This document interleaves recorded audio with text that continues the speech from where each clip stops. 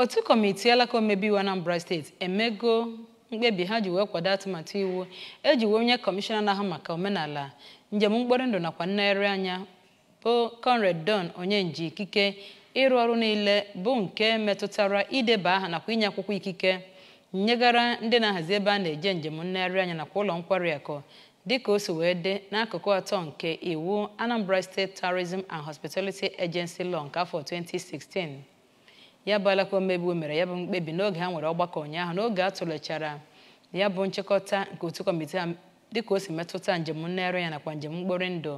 iwu ya nke afọ 2016 bụ nke wetara site n'aka onye isi oche nke otu kọmitii ahụ bụ Honorable Sani Ọzọbịalụ. Onye na-akọrọ ihe na-aga n'alaka omebe iwu Chukwuemeka Modelem kọrọ akụkọ a ka o si gaa. Iwu guzobere ụlọ ọrụ na-ahụ maka ụlọ ọrụ oriri na nkwari na ebe a na-eme ihe nkiri anya nakwazi ihe eji enwe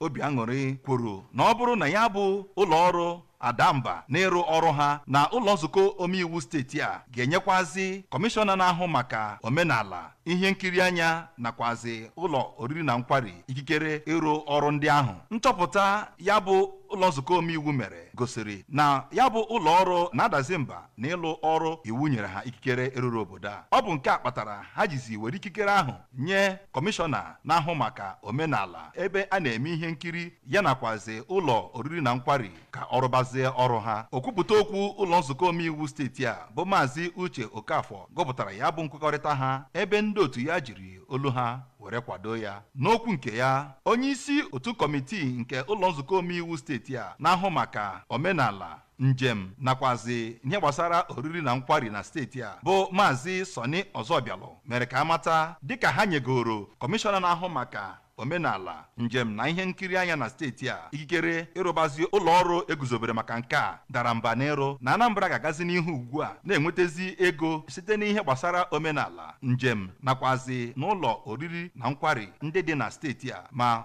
gbachikwa ọtụtụ ụzọ esi ezuru ego gọọmenti site n'ụlọ nzukọ omeiwu steeti a. Abụ m Chukwuemeka Modelem.